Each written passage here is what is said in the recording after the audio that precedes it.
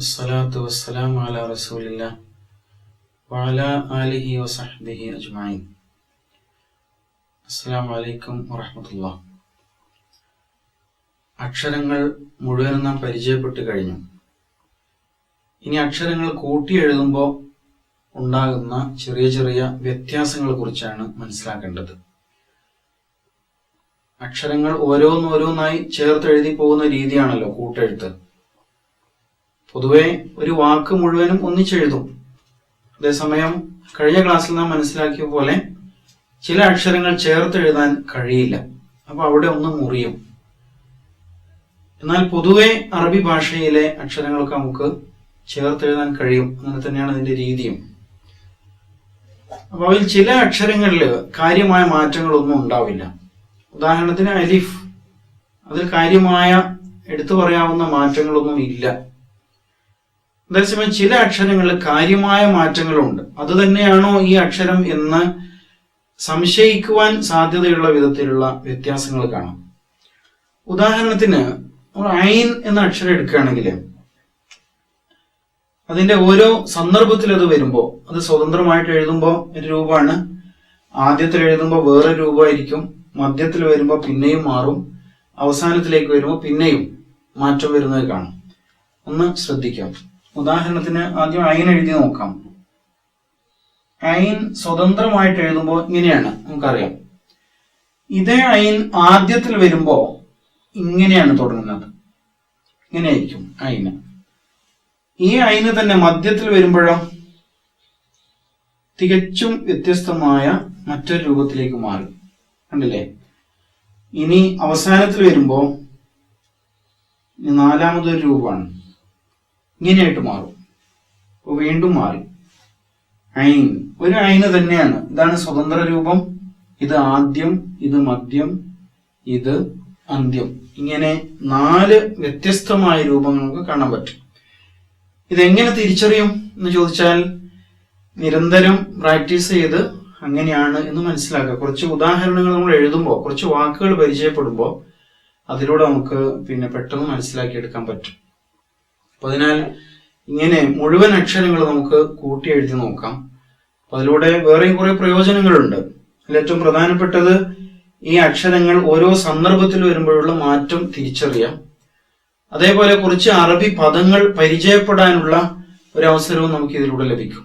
അപ്പൊ അതുകൊണ്ട് ഇങ്ങനെ പട്ടിക വരച്ച് ഒരു ചാർട്ട് വരച്ചിട്ട് മുഴുവൻ അക്ഷരങ്ങൾ ഇതുപോലെ എഴുതി നോക്കുന്നത് വളരെ പ്രയോജനപ്രദമാണ്. നമ്മൾ നേരത്തെ പഠിച്ച അക്ഷരങ്ങളുടെ ഓർഡറിൽ തന്നെ പോകാം. ഒന്നാമത്തെ അക്ഷരം അലിഫ്. അലിഫ് അലിഫ് ആദ്യത്തിൽ വരുന്ന വാക്ക് അബുൻ, അബ്. അലിഫ് ബ. ഓർക്കുന്നുണ്ടാവും അക്ഷരങ്ങൾ. അലിഫ് ബ. അപ്പൊ അതില് അലിഫിന്റെ കൂടെ ഹംസ വേണം, അ. പിന്നെ അതിന് ഫത്ഹ വേണ്ടി വരും. പിന്നെ അതുപോലെ ബ എന്ന അക്ഷരം, അബ്. വാപ്പ എന്നാണ് വാക്കിന്റെ അർത്ഥം, അബ്. ഇവിടെ അലിഫ് സ്വതന്ത്രമായിട്ട് തന്നെ നിൽക്കുകയാണ്. അതിന് മാറ്റങ്ങളൊന്നുമില്ല. ഇനി ഇതേ അലിഫ് തന്നെ മധ്യത്തിൽ വരുമ്പോൾ ഉള്ള വ്യത്യാസം.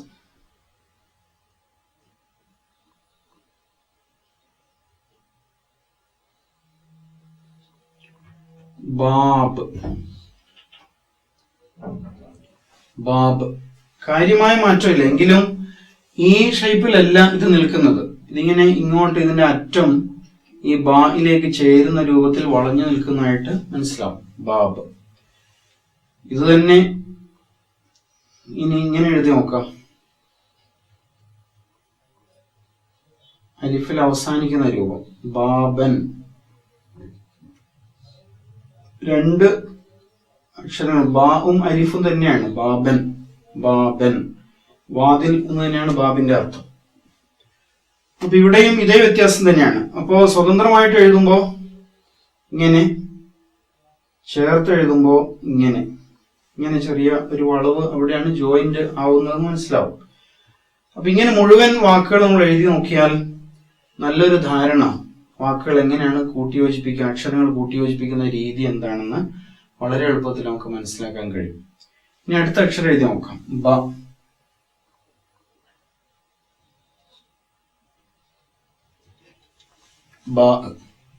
ബായിൽ തുടങ്ങുന്ന ഒരു വാക്ക്. വളരെ ലളിതമായ നമുക്ക് പരിചയമുള്ള വാക്കുകൾ ഒന്ന് ഓർത്തെടുക്കാൻ ശ്രമിക്കാം. ഉദാഹരണമായിട്ട് ബൈത്ത്. ബ യ ത. ബൈത്ത്. ബൈത്തിന്റെ അർത്ഥം അത് സുപരിചിതമാണ്. വീട് അഥവാ രാപ്പാർക്കുന്ന ഇടം എന്നാണ് ബൈത്ത്. അപ്പൊ ഇവിടെ ബാ പൂർണ്ണ രൂപത്തിൽ തന്നെ എടുത്തെഴുതാണ് ചെയ്തത്. പ്രത്യേകിച്ച് മാറ്റങ്ങൾ പറയാനൊന്നുമില്ല. അതേസമയം ഇങ്ങനെ ചേർത്ത് എഴുതുന്ന രീതി ഉണ്ടല്ലോ, ഒരക്ഷരം അതിന്റെ കൂടെ തന്നെ അടുത്ത അക്ഷരം പിന്നെ വരുന്ന അക്ഷരം, ഇങ്ങനെ ചേർത്ത് എഴുതുന്ന ആ ശൈലി നമുക്ക് അതിൽ നിന്ന് മനസ്സിലാക്കാൻ കഴിയുന്നുണ്ട്. ബൈത്ത്. ഇനി ബാ മധ്യത്തിൽ വരുന്ന വാക്ക്, ചെറിയ ചെറിയ വാക്കുകൾ.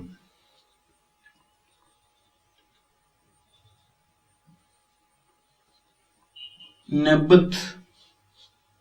നൂൻ ബ ത. നബത്ത്. നബത്ത് സസ്യം എന്നാണ് വാക്കിന്റെ അർത്ഥം. ബൈത്ത് വീട്, നബത്ത് സസ്യം.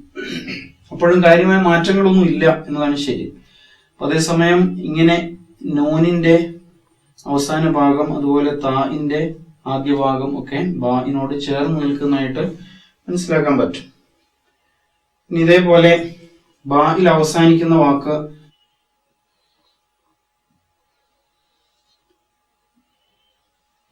അർനബ്. അർനബ്. അർനബ് മുയൽ എന്നാണ് വാക്കിന്റെ അർത്ഥം. അർനബ്. ഇവിടെ നമ്മൾ നേരത്തെ പഠിച്ച കാര്യങ്ങളൊക്കെ ഇതിൽ ഓർത്തുകൊണ്ടിരിക്കേണ്ടതുണ്ട്. ഇവിടെ അലിഫ് വന്നു, അലിഫായതുകൊണ്ട് ശേഷം എഴുതാൻ കഴിയില്ല. റാ വന്നു, അതിനുശേഷം ചേർത്ത് എഴുതാൻ കഴിയില്ല. പിന്നെ നൂനും ബാവും ചേർത്ത് എഴുതിയിരിക്കുകയാണ്.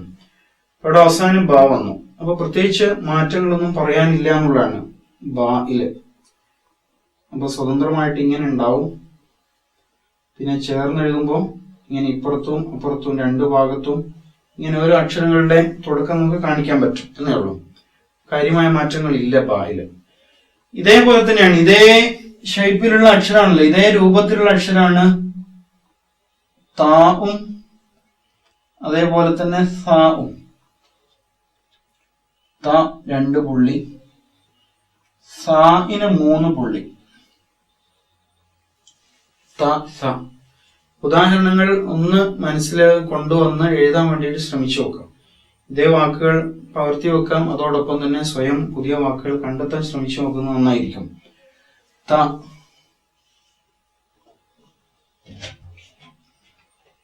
ഉദാഹരണത്തിന് തബ്ബത്ത് എന്നൊരു സൂറ ഉണ്ടല്ലോ. തബ്ബത്ത് യദാ അബി ലഹബ്.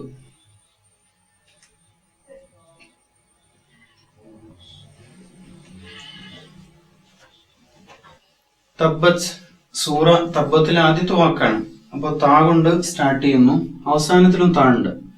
കാര്യമായ മാറ്റങ്ങളൊന്നുമില്ല. തബ്ബത്ത് നശിക്കട്ടെ എന്നാണ് വാക്കിന്റെ അർത്ഥം.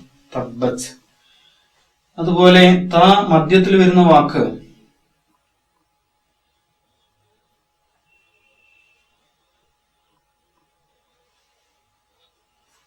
ഫതഹ.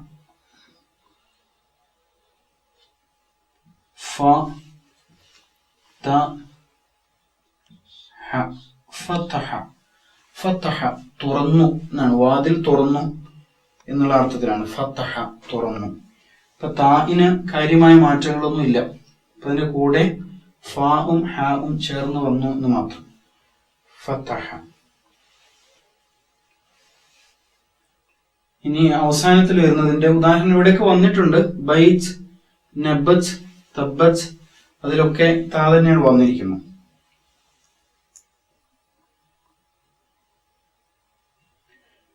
ബിന്ത് വേറൊരു വാക്ക് എഴുതാം.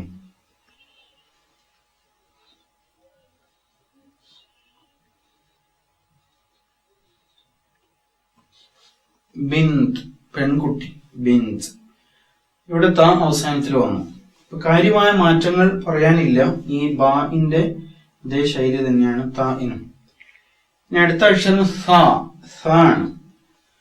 സായിൽ തുടങ്ങുന്ന വാക്ക്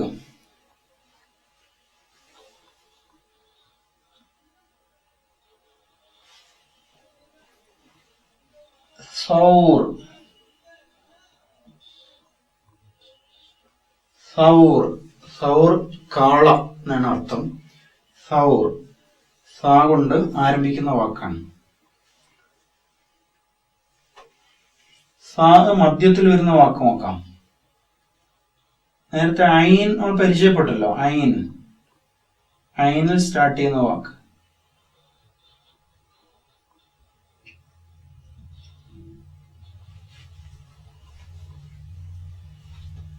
ഉസ്മാൻ.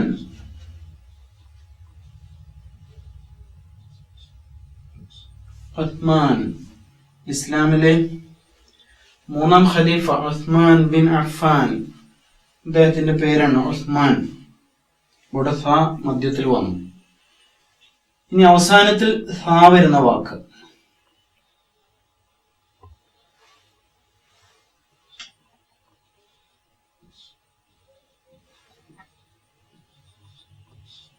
ബസ്സ. ബസ്സ വ്യാപിപ്പിച്ചു എന്നാണ് അർത്ഥം. ബസ്സ ബസ്സ മിൻഹുമാ റിജാലൻ കസീറൻ വനിസാഅ. സൂറത്തു നിസായിലെ 1ാമത്തെ ആയത്തിലുണ്ട് ബസ്സ, വ്യാപിപ്പിച്ചു എന്നാണ് വാക്കിന്റെ അർത്ഥം. അപ്പൊ ഇവിടെ നമുക്ക് മനസ്സിലായത് ബ ത സ ഇതുപോലുള്ള അക്ഷരങ്ങളിൽ കാര്യമായ മാറ്റങ്ങളൊന്നും ഇല്ല എന്നാണ് മനസ്സിലാക്കാൻ കഴിയുന്നത്. അതേസമയം ഈ വാക്കുകൾ എഴുതിയിട്ട് പരിശീലിച്ച് കൊണ്ടിരുന്നാൽ പ്രയോജനപ്പെടും. ഈ എഴുതുമ്പോൾ ശ്രദ്ധിക്കേണ്ട ഒരു കാര്യം, ഇവിടെയൊക്കെ നമ്മൾ വരയെ അടിസ്ഥാനപ്പെടുത്തിയാണ് എഴുതിയിരിക്കുന്നത്. ഇവിടെ ബ വരയിൽ തന്നെയാണ്. ബാബൻ, അതുപോലെ ബൈത്ത് ഉണ്ടല്ലേ, ബാ യ ത 3 വരയിൽ തന്നെയുള്ളത്. അപ്പൊ അങ്ങനെ ചേർത്ത് എഴുതുമ്പോൾ എഴുത്തിന് നല്ല ഭംഗി ഉണ്ടാവും. അല്ലെങ്കിൽ ഇങ്ങനെയൊക്കെ എഴുതിയാലുണ്ടല്ലോ, ഇങ്ങനെ ബൈത്ത് എഴുതാം, അതേസമയം ഇങ്ങനെ എഴുതുമ്പോൾ അതൊരു അഭംഗിയാണ്. അപ്പൊ അതുകൊണ്ട് പരമാവധി വരയോട് ചേർത്തിട്ട് ഉള്ള എഴുത്താണ് നമുക്ക് പരിശീലിക്കേണ്ടത്. അങ്ങനെ ആവുമ്പോൾ എഴുത്ത് പെട്ടെന്ന് ഭംഗിയാകും എന്നതിന്റെ ഒരു പ്രത്യേകതയാണ്. അപ്പൊ അലിഫ് ബ ത സ ഈ അക്ഷരങ്ങള് കൂട്ടിയെഴുതുന്ന രീതി നമ്മൾ മനസ്സിലാക്കി. അടുത്ത അക്ഷരങ്ങൾ ജീം ഹ ഹ ഈ 3 അക്ഷരങ്ങളാണ്. അവയിൽ വരുന്ന മാറ്റങ്ങൾ ശ്രദ്ധിക്കാം. ജീം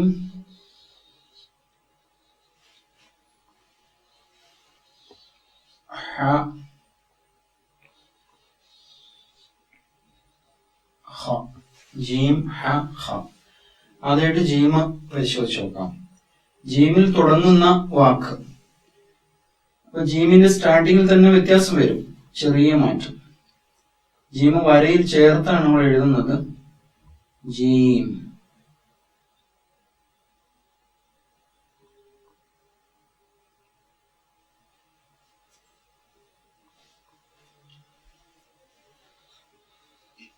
ജന്ന. ജീമിന് ഫത്ഹ്, നൂനിന് ഷദ് ഫത്ഹ്, പിന്നെ ഹാത്ത. ഹാത്ത. ജന്ന സ്വർഗം എന്നാണല്ലോ അർത്ഥം. അപ്പൊ ജീമിൽ ചെറിയ വ്യത്യാസം ഉണ്ടായി. ഇതിന്റെ ഈ ഭാഗം തന്നെ ഇങ്ങനെ നോക്കുകയാണെങ്കിൽ ഇത്രയും ഭാഗം തന്നെയാണ് ഇവിടെ എടുത്തെഴുതിയെന്ന് പറയാം. അതേസമയം ഇതിന്റെ വാല് മുറിഞ്ഞു പോയി. വാല് മുറിഞ്ഞു, അല്ലെങ്കിൽ വാല് നേരെ വന്നിട്ട് മുന്നോട്ട് നീണ്ടു. അതാണ് കാര്യമായ ഒരു വ്യത്യാസം. ജീം അപ്പൊ ജന്ന എന്നായിട്ട് മാറുന്നു. പിന്നെ മധ്യത്തിൽ വരുമ്പോ ലജ്ന. ലാം, ലാമിന്റെ കൂടെ ജീം, നൂൻ ഹാത്ത. ലാം ജീം നൂൻ ഹാത്ത. ജീമിന് പുള്ളിയിടണം, നൂൻ ഹാത്ത.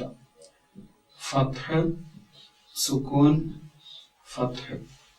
ലജ്ന. ജീമ അതേ രൂപത്തിൽ തന്നെയാണ്, കാര്യമായ വ്യത്യാസങ്ങളൊന്നുമില്ല. അപ്പൊ ലാമിന്റെ കൂടെ ചേർത്ത് എഴുതി എന്ന് മാത്രം. ലജ്ന. ലജ്ന എന്ന് പറഞ്ഞാൽ കമ്മിറ്റി, സംഘം എന്നൊക്കെയാണ് വാക്കിന്റെ അർത്ഥം. ലജ്ന. ഇനി ജീം അവസാനത്തിൽ വരുന്നത്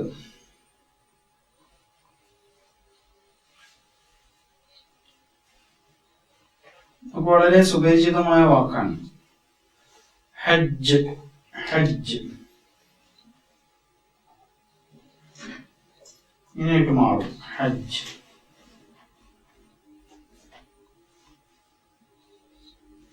ഹജ്ജ്.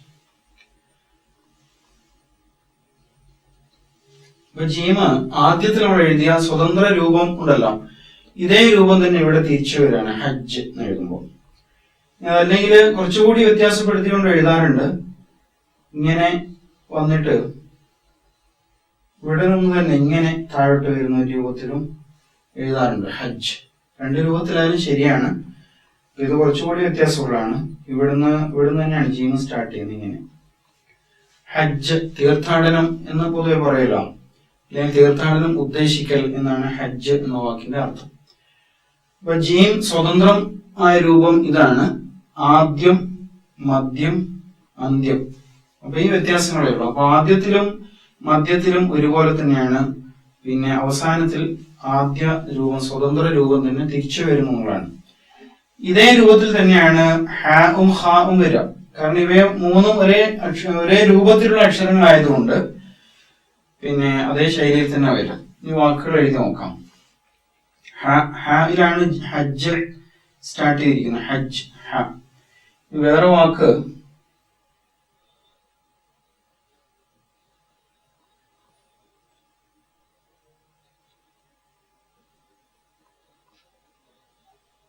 ഹബ്ബ് മതി. ഹബ്ബ്.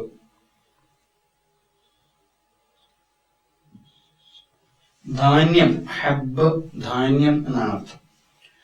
അപ്പൊ ഹാ ജീമ് പോലെ തന്നെ ഹബ്ബ്.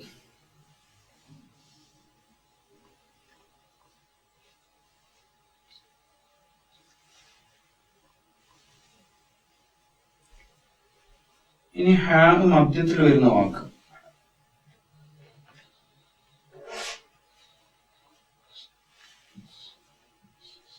ലഹം. ലാം ഹ മീം. ലാം ഹ മീമ. ലഹ്മ. ലഹ്മിന്റെ അർത്ഥം മാംസം എന്നാണ്. ലഹ്മ മാംസം. അപ്പൊ ഹ കാര്യമായ വ്യത്യാസമൊന്നുമില്ല. ആദ്യവും മധ്യവും ഒരുപോലെ തന്നെ. ഇനി അവസാനം വരെ നോക്കാം. ഹ അവസാനം.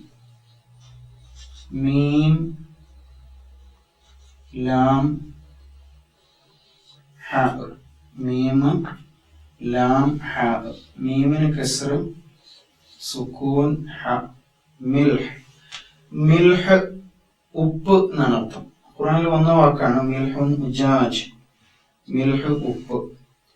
അപ്പൊ ഇവിടെ ജീമിന്റെ അതേ അവസ്ഥ തന്നെ. സ്വതന്ത്ര രൂപവും അവസാനവും ഒരേപോലെയാണ്. പിന്നെ ആദ്യവും മധ്യവും ഒരുപോലെയാണ്. ഹ. ഹാബ് കംപ്ലീറ്റ് ആയി. അടുത്തത് ഖാൻ. ഖായിൽ തുടങ്ങുന്ന വാക്ക്.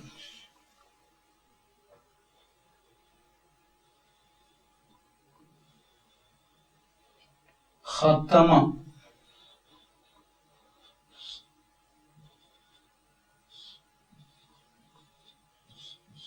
ഖത്തമ. ഖത്തമ അല്ലാഹു അലാ ഖുലൂബിഹിം. ഖത്തമ മുദ്രയടിച്ചു, സീൽ വെച്ചു എന്നാണ് വാക്കിന്റെ അർത്ഥം. ഖത്തമ. ഇതേപോലെ തന്നെയാണ് ജീം ഹ ഖ. ഖത്തമ.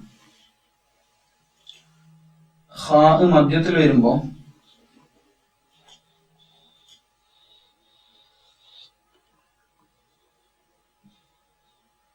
ബുഖൽ. ബുഖൽ. ലാമ. അവസാനം ലാമാണ്. അപ്പൊ ലാമ വരയുടെ അല്പം താഴേക്ക് നീട്ടി എഴുതണം, താഴ്ത്തി എഴുതണം. ബുഖൽ. ലാമ അവസാനത്തിൽ വരുമ്പോ വരയിൽ നിന്ന് അല്പം കൂടി താഴ്ത്തി എഴുതണം. ബുഖൽ അർത്ഥം അറിയാലോ, പിശുക്ക് എന്നാണ് അർത്ഥം. ബഖീല് പിശുക്കൻ. അപ്പൊ അതുമായിട്ട് ബന്ധമുള്ളതാണ്. ബുഖൽ പിശുക്ക്. ഖത്തമ സീൽ വെച്ചു, ബുഖൽ പിശുക്ക്. ഇനി ഖായിൽ അവസാനിക്കുന്നത്